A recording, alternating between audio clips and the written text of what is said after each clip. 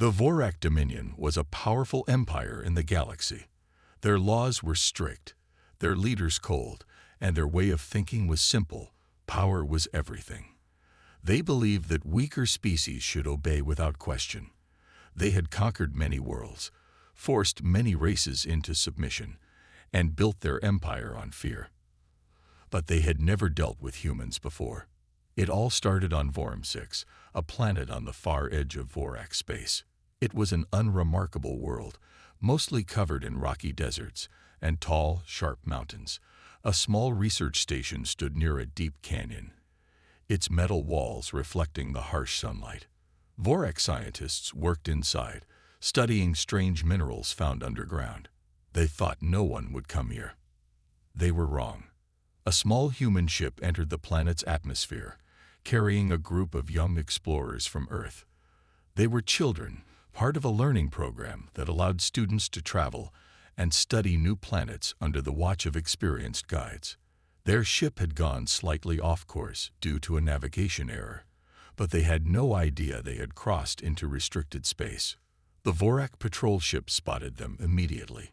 Inside the Vorak command center, Officer Drevik narrowed his large yellow eyes at the screen. He had never seen a human ship so close to Vorak space before. Humans were known in the galaxy, but they usually stayed within their own territories or allied worlds. Drevik had heard stories about humans, how they were unpredictable, how they'd fought against impossible odds, how they never surrendered. But he did not believe those stories. "These humans are foolish," Drevik muttered, "trespassing into Vorak space without permission. Prepare to disable their ship." His crew obeyed without question. A bright energy pulse shot from the Vorak patrol ship, striking the human vessel. The small craft shook violently before its engines powered down.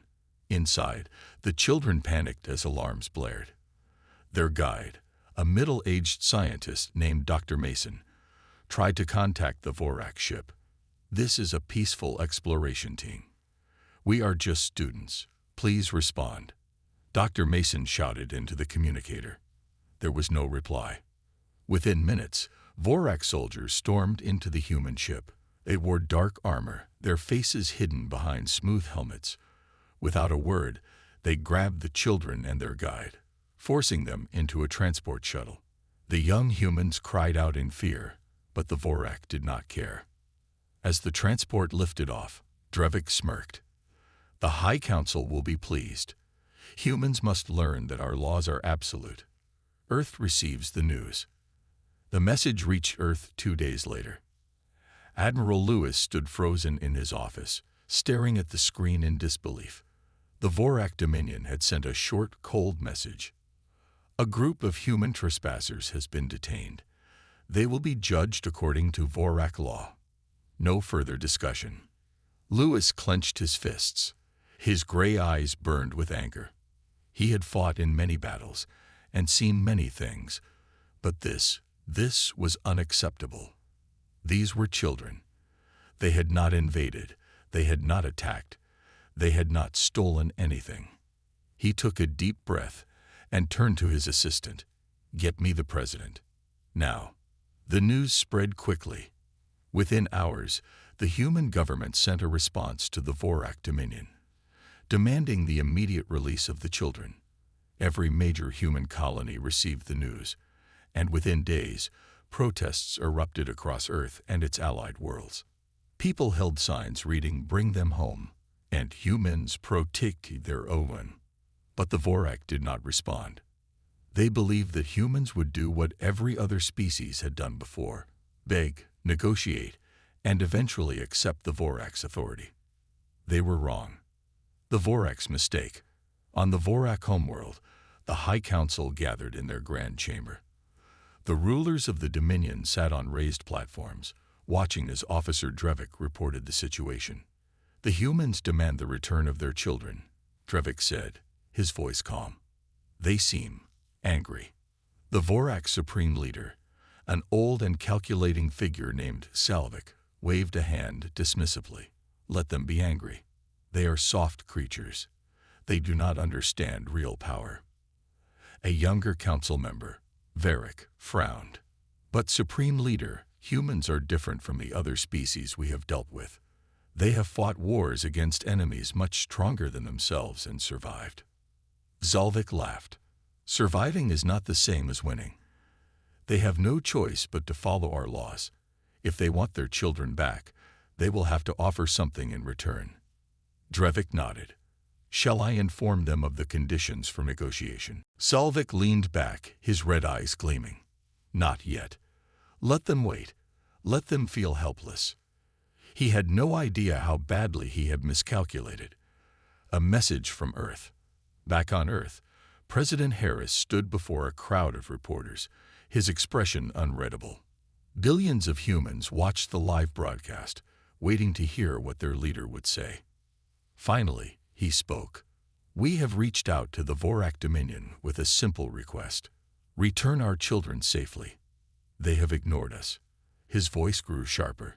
They believe we will accept this injustice, that we will allow them to treat our people like this without consequences. He paused, his next words shaking the galaxy. They are wrong. Behind him, a massive screen lit up, showing the Earth fleet mobilizing. Dozens of warships prepared for launch. Soldiers stood ready.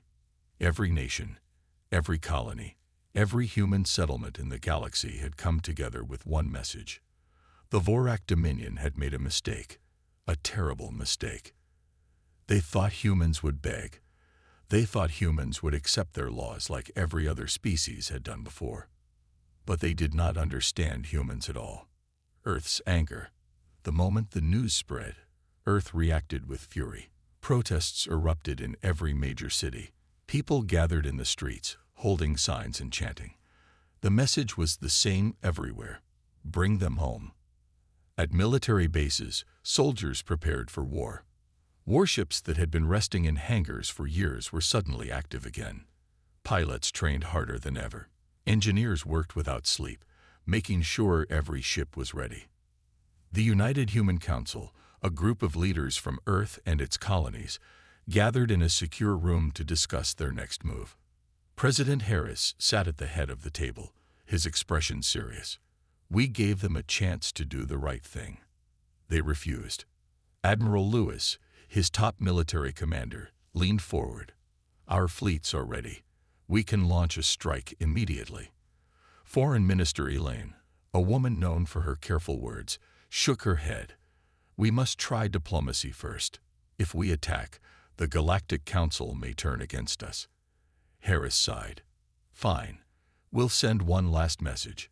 But if they refuse again, he looked at Lewis. Then we move forward. The message was sent. Return the children safely. This is not a request. It is a warning. But the Voraks still did not understand. The Voraks' overconfidence. On the Vorak homeworld, Supreme Leader Xalvik read the human message. He laughed. Humans think they can threaten us. He leaned back in his chair, amusement on his face. Let them try. We are the Vorak. We have conquered dozens of worlds. We will not be ordered around by an inferior species. Officer Drevik stood nearby, a slight frown on his face. He had studied humans more than most Vorak, and something about this situation made him uneasy. Supreme Leader, humans have a reputation. They do not abandon their own. Zalvik waved a hand dismissively. They will learn their place soon enough. He turned to another council member. Prepare a message. We will tell the humans that the children will face trial in one of our courts. They will be punished according to Vorak law. Drevik's frown deepened. What punishment? Zalvik shrugged. We will send them to labor camps for a short time. Let them understand the price of breaking our laws. Drevik hesitated. And if the humans react badly? Zalvik smirked. Then we will teach them a lesson. The Vorak message. Hours later, a new transmission reached Earth. The Vorak's response was clear. The human trespassers have broken our laws. They will stand trial. Their punishment will be decided by our courts. No exceptions will be made.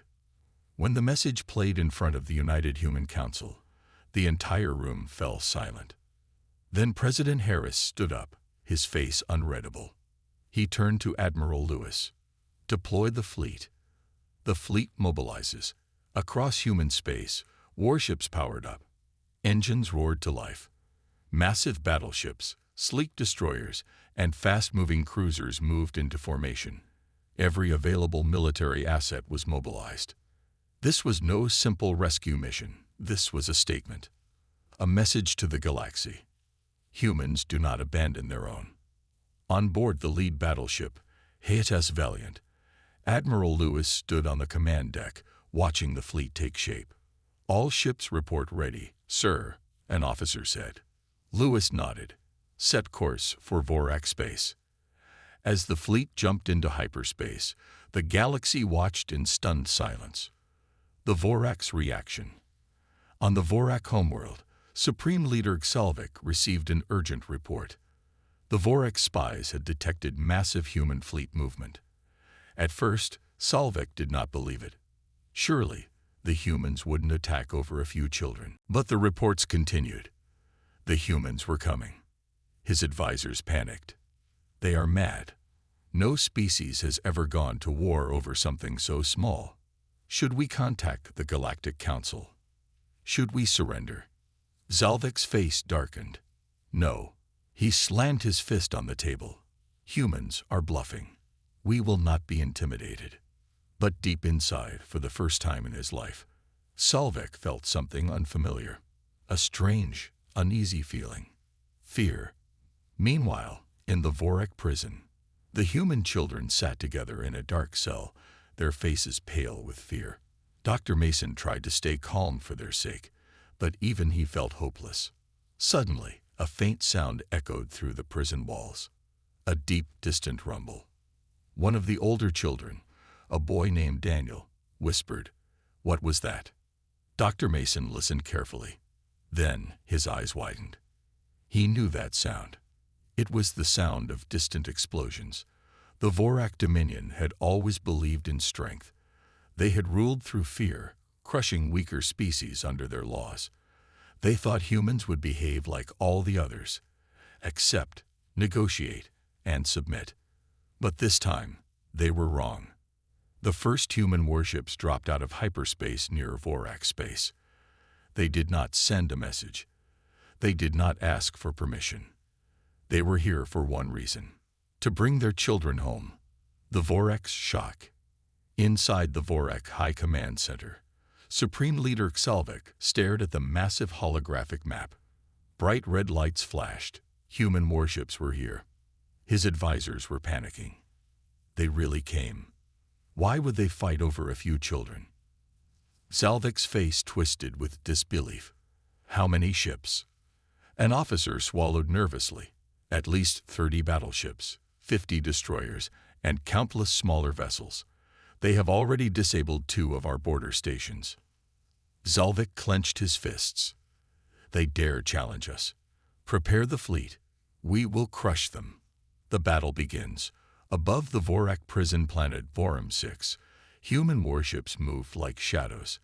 The HFY Valiant, Admiral Lewis's flagship, led the fleet. Inside the command deck, Lewis stood firm, his voice calm. Begin Operation Guardian. No Vorak ships leave this system. The order was clear. The battle started with a flash. Human destroyers unleashed precision strikes, targeting Vorak defense platforms. Fighters zipped through the darkness, overwhelming Vorak interceptors. In less than an hour, the Vorak blockade was broken. Inside a Vorak command ship, Captain Drevik watched in horror as his fleet crumbled. "They are not fighting like others," he whispered. "They are fighting like they will not lose," his second-in-command finished. Inside the Vorak prison, deep in the Vorak prison, the children and Dr. Mason huddled together. The ground shook. The walls trembled as distant explosions echoed through the halls. One of the guards rushed past, his eyes wide with fear. Dr. Mason stepped forward, his heart pounding. "What is happening?" he demanded. The Vorak guard sneered. "Your people are fools. They are attacking the Dominion." Dr. Mason's breath caught in his throat. The humans had come. Hope sparked in the children's eyes. "They're coming for us," a young girl whispered. Dr. Mason nodded, a smile forming. Yes, they're coming. But outside their cell, the Vorak were preparing something worse. Salvik's desperate plan. Back on the Vorak homeworld, Salvik's rage burned hotter than a star. The humans had already destroyed 3 Vorak outposts and were pushing deeper into the system. He turned to his generals. "Use the prisoners," he growled. A commander hesitated. "What do you mean?" Salvik's eyes gleamed. "If they want their children so badly, then we will use them as shields." The generals stiffened. Even they were shocked. "But Supreme Leader, that might." "Do it," Salvik roared. The order was sent. The human children were moved to a transport ship. It was heavily guarded, surrounded by Vorak fighters. If humans tried to attack, they would risk harming the very ones they came to save. Salvik smirked. "Now, let's see if they are truly willing to fight." The rescue plan. On board the HSS Valiant, Admiral Lewis received the urgent report. His sharp eyes scanned the data. "The Vorak are moving the prisoners," an officer said. "They're trying to use them against us," another added. Lewis clenched his jaw. Salvik was playing dirty. A voice came from behind him. "Sir, I have a plan." Lewis turned to see Captain Harris, leader of the Shadow Team, a group of elite human operatives. "I think it's time for a stealth mission," Harris said with a smirk. Lewis nodded. "Get it done." Operation Shadow Strike. As the battle raged in space, a small human dropship slipped past enemy lines. It was cloaked, invisible to Vorak scanners. Inside, Captain Harris and his team of 10 elite operatives prepared for their mission. Their objective was clear: get to the prisoners before the Vorak moved them off-world. The ship landed on the prison transport unnoticed. Harris and his team moved fast, silent, precise. Inside the ship, Vorak guards patrolled the hallways. One by one, they were taken down quietly. Within minutes, Harris reached the main holding area. He opened the door and saw the frightened faces of the children. "We're from Earth," Harris said, lowering his weapon. "We're here to take you home."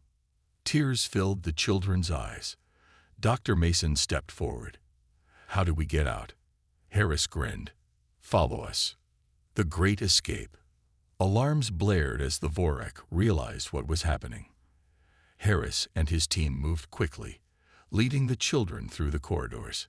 But as they reached the loading bay, Vorak reinforcements arrived. "We are outnumbered," a soldier shouted. Harris gritted his teeth.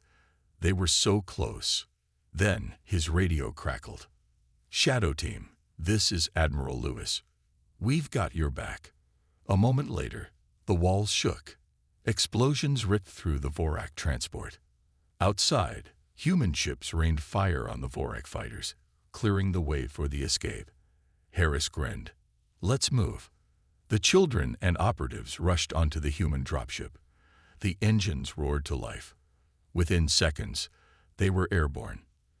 The Vorak's defeat. On the Vorak homeworld, Salvik watched the screen in horror. "The humans, they got them," he whispered. "Yes, Supreme Leader.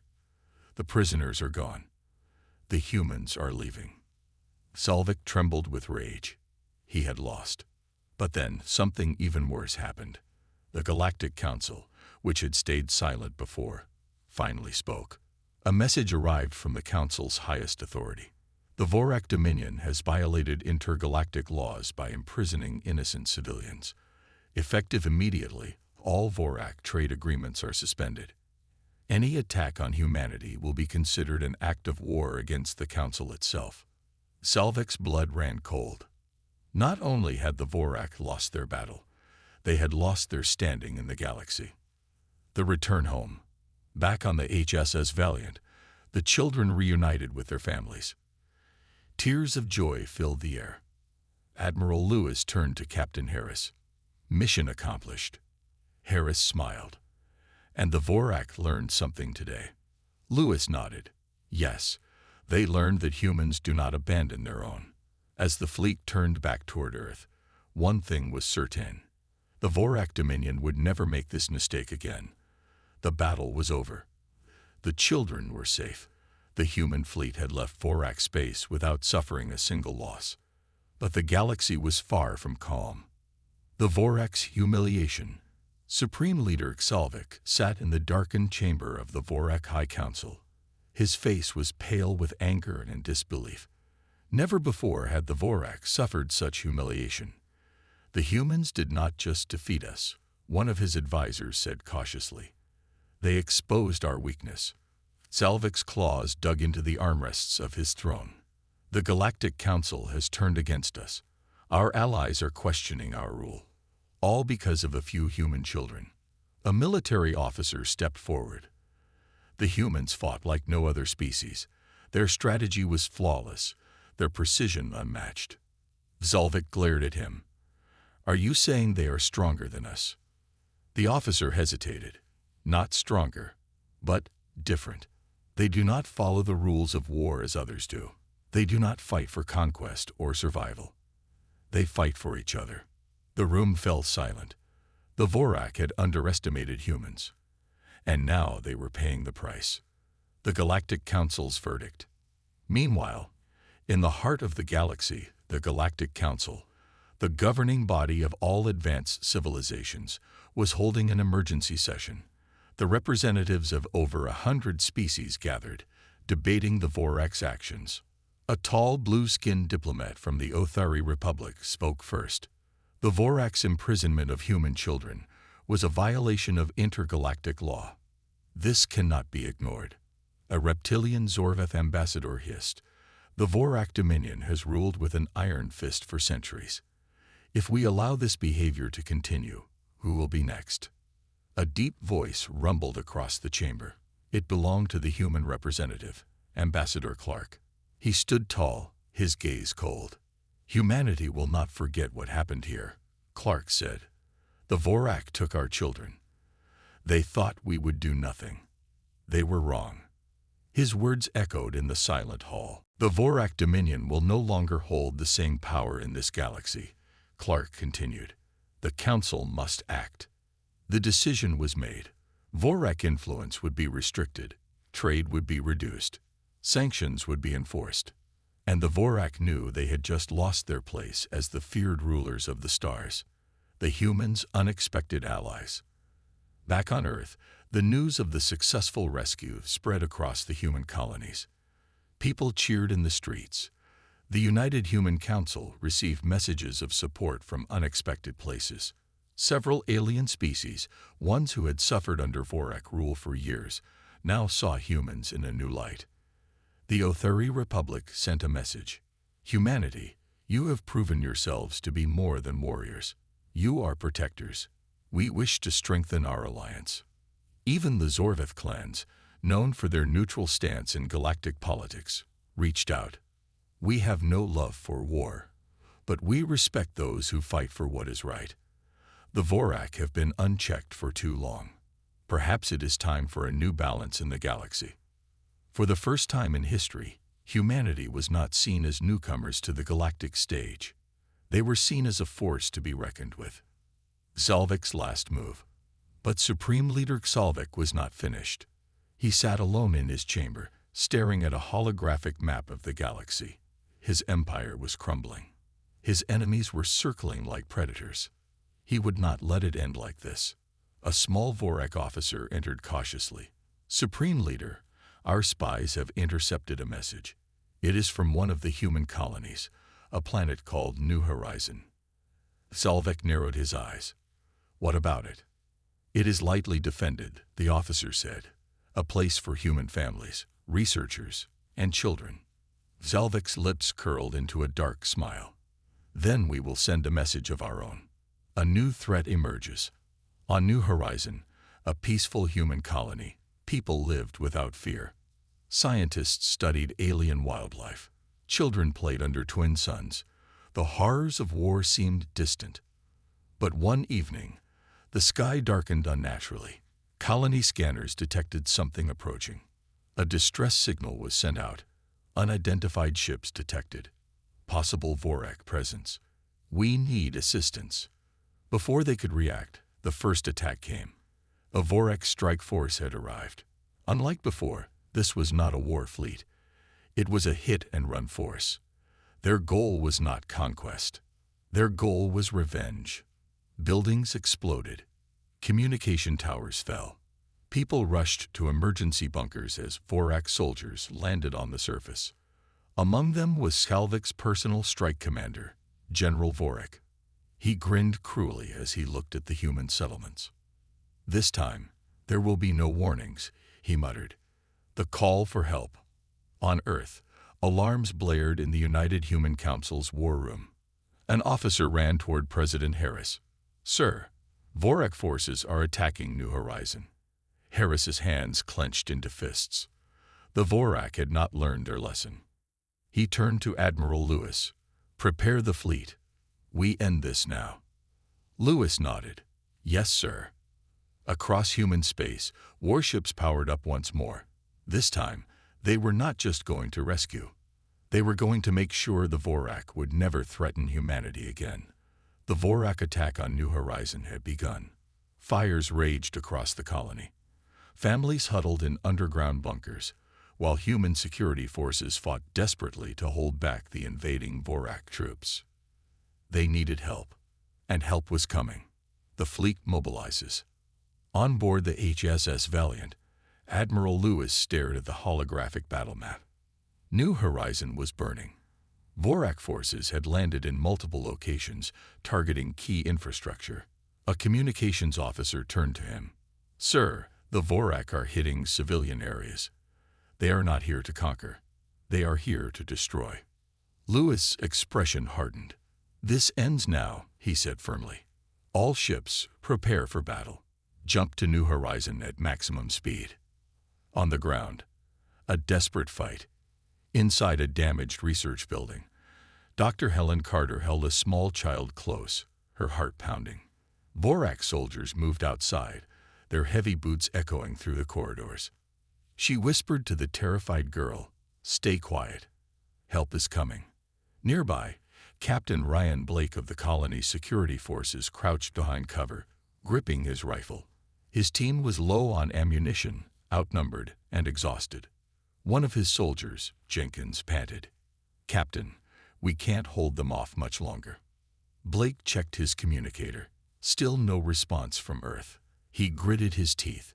"We hold as long as we can." Outside, Vorak Commander Vorak stood tall, watching the chaos. His troops had taken control of the colony's main districts. "The humans are weak," one of his officers sneered. "This colony will fall soon." Vorak, however, was not so sure. "Do not underestimate them," he muttered. "We made that mistake once. We will not make it again." The arrival of the human fleet. Then it happened. High above New Horizon, the sky exploded with light. The human fleet had arrived. The HSS Valiant led the charge, its massive cannons lighting up the darkness. Battleships, destroyers, and fighter squadrons poured into the system, engaging the Vorak forces without hesitation. Admiral Lewis's voice boomed across the fleet's comms. "All units, defend the colony at all costs." The battle in the sky. Human fighters weaved through enemy ships, outmaneuvering and outgunning the Vorak pilots. While Vorak ships relied on brute strength, human ships were faster, smarter, and deadlier. Within minutes, the first Vorak warship exploded, then another. On the Vorak command ship, the captain's scales darkened with fear. "The humans, they are overwhelming us." "Retreat," one of his officers suggested. The captain hesitated. If they retreated, Supreme Leader Xalvik would never forgive them. But if they stayed, they would be destroyed. He made his decision. "All ships, pull back to the outer system. We cannot win this fight." The Vorak fleet began retreating, leaving their ground forces behind. On the surface, the turning tide. Captain Blake and his team had been holding their position for hours. Their weapons were nearly out of charge. They had little hope left. Then, through the smoke-filled sky, human dropships descended like angels of war. The Marines had arrived. Armored soldiers stormed out, their weapons cutting through Vorak forces. The tide had turned. Blake let out a breath of relief. About time. Leading the charge was Captain Harris, the same Special Forces operative who had rescued the children from Vorak space. He raised his rifle and shouted, "Push them back. No Vorak leaves this planet alive." The battle on the ground became a rout. Vorak troops, now leaderless, attempted to flee, but there was nowhere to go. Humanity had come for them. Vorak's last stand. Commander Vorak growled as he watched his soldiers fall. His communicator crackled. His fleet had abandoned him. He knew the truth. He was not leaving this planet. He turned to his remaining soldiers. "If we die today, we die fighting." But before they could attack, a powerful voice rang out. "Stand down." Vorak turned and saw Captain Harris, standing tall with his rifle aimed. Harris took a step forward. "Your fleet is gone. Your soldiers are surrendering. You have lost." Vorak snarled. "You humans, you are not the prey we thought you were." Harris' expression remained cold. "We were never prey." Vorak dropped his weapon. The battle was over. The aftermath. Hours later, the fires were extinguished. The Vorak prisoners were secured. Admiral Lewis stood in the colony's main square, looking at the survivors. They were bruised, but not broken. Captain Blake approached. "We were nearly wiped out," he admitted, "if you hadn't come." Lewis placed a hand on his shoulder. "We always come." Nearby, Dr. Carter comforted the children. They were safe. Humanity had protected its own once again. The Vorak's reckoning. Back on the Vorak homeworld, Supreme Leader Xalvik received the news. His fleet had failed. His forces on New Horizon were defeated. And now, the Galactic Council had issued its final verdict. A message arrived from the Council's highest authority. "The Vorak Dominion has violated intergalactic law again. You have waged war against civilians. Effective immediately, your empire is no longer recognized as a galactic power. Any further aggression will result in full-scale war against the united forces of the Council." Xalvik's claws dug into his throne. Humanity had won, and for the first time in Vorak history, fear crept into their hearts. The dawn of a new era. On Earth, people celebrated. Across the galaxy, species who once feared the Vorak now looked toward humanity with respect, admiration, and even hope. For the first time, humanity was no longer just another species in the stars. They were protectors. They had sent a message to the entire galaxy. "Hurt one of us, and we will come for you. All of us." And no one would ever forget it. The battle for New Horizon was over. The Vorak had been defeated. Their fleet had retreated, their ground forces had surrendered, and their leader, Supreme Commander Xalvik, had suffered his greatest humiliation. But victory always came with a price. The human fleet remained in orbit, assisting with rescue efforts and repairing the colony. Yet Admiral Lewis knew one thing for certain: this war was not over. The Galactic Council's response. In the heart of the Galactic Council, the great leaders of the galaxy gathered once more. The chamber, filled with hundreds of representatives from different species, was tense. A thin, golden-skinned ambassador from the Othari Republic stood. "The Vorak Dominion has been weakened, but they are not gone. If we do nothing, they will rebuild and return." A Zorveth delegate hissed in agreement. "Humanity has proven their strength. But will they lead, or will they wait for the Vorak to strike again?" All eyes turned to the human representative, Ambassador Clark. He stood, his face calm but his eyes cold. "We did not seek war," he said. "We did not ask for conflict. But when the Vorak took our children, we answered." His voice echoed in the silent hall. "And if they strike again, we will answer louder." The council murmured among themselves. The Vorak had been the dominant force in the galaxy for decades. But now, humanity had proven that they were not just another species to be pushed around. They were defenders, protectors, fighters. And the galaxy was watching. On New Horizon, Rebuilding begins. Back on New Horizon, the colony worked tirelessly to recover. Buildings were repaired. Wounded civilians were treated. Families reunited. But the scars of war remained. Captain Ryan Blake, now a hero among his people, walked through the damaged streets. He passed a group of children, playing as if nothing had happened. Their innocence remained. Dr. Helen Carter approached him. "They don't understand how close we were to losing everything," she said softly. Blake sighed. "Maybe that's for the best."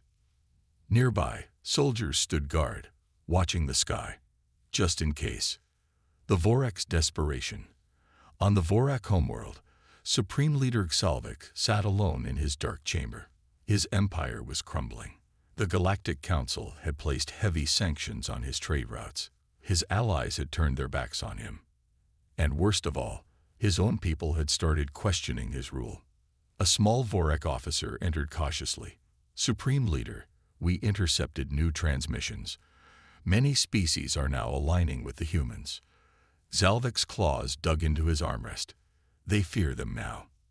The officer hesitated. "No, not fear. Respect."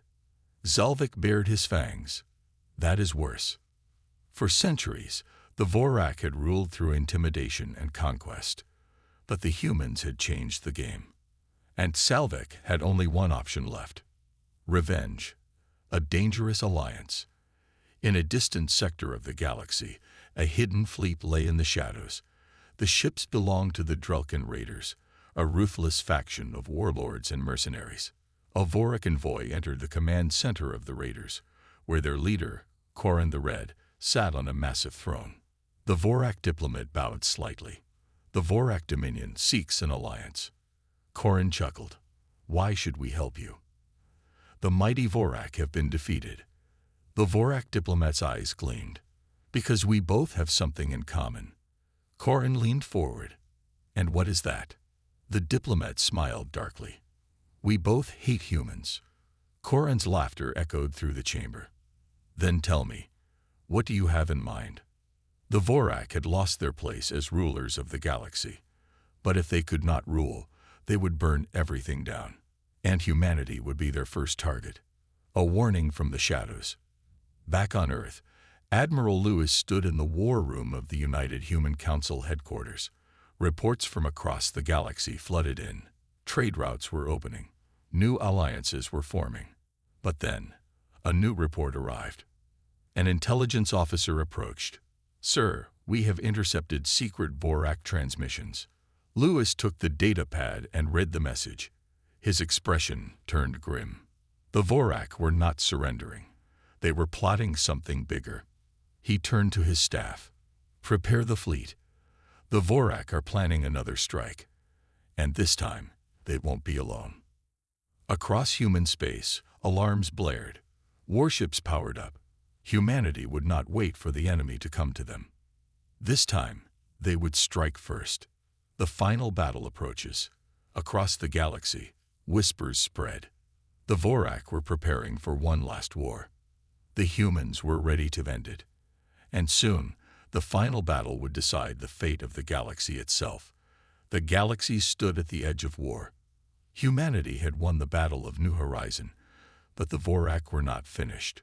Supreme Leader Xalvik had formed a dangerous alliance with the Drelkin Raiders, a ruthless faction of warlords known for their brutality. Now, they were preparing for one last attack.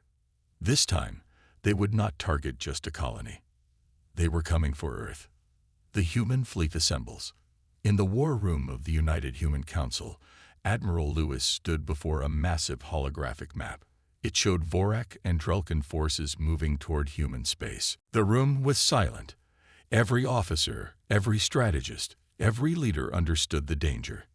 General Monroe, a hardened veteran, broke the silence. "They're coming with everything they have."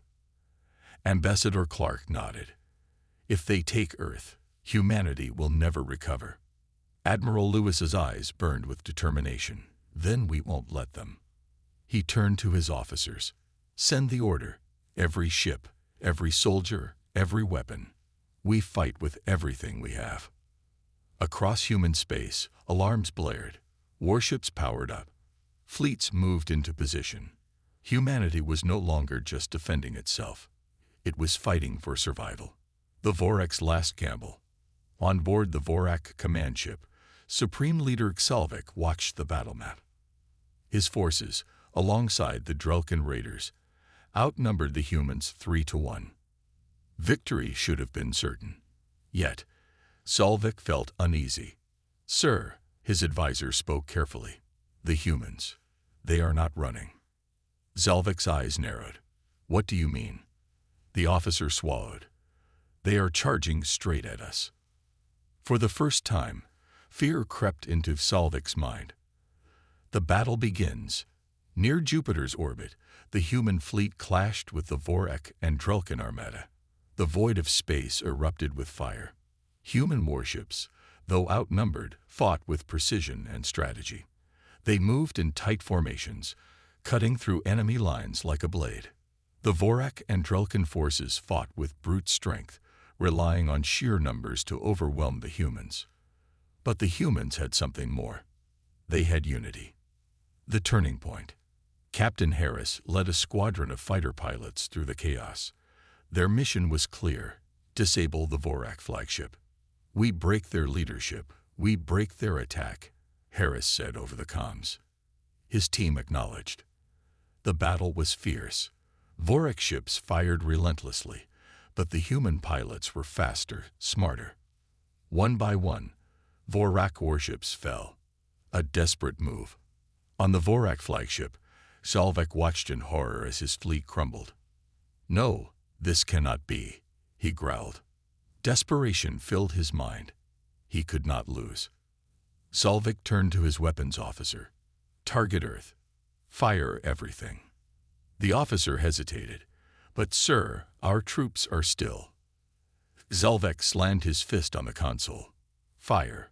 The Vorak battleship launched a massive energy beam straight toward Earth. If it hit, millions would die.